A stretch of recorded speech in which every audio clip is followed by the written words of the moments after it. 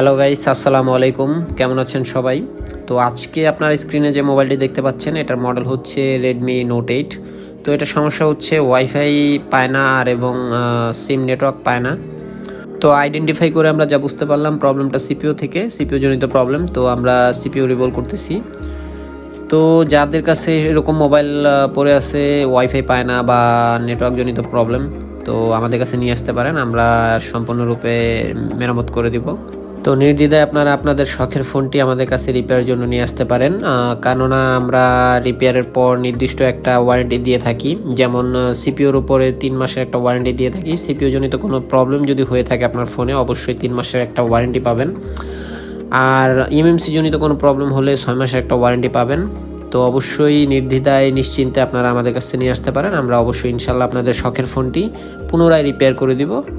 তাছাড়া আমাদের কাছে যে কোনো ধরনের ডিসপ্লেও অ্যাভেলেবেল আছে। আপনারা যারা ডিসপ্লে চেঞ্জ করতে চান, যাদের ডিসপ্লে হাত থেকে পড়ে ভেঙে গেছে বা নষ্ট হয়ে গেছে, তারা চাইলে আমাদের সাথে যোগাযোগ করতে পারেন। অবশ্যই বাজেট ফ্রেন্ডলি আপনারা ডিসপ্লে চেঞ্জ করতে পারবেন।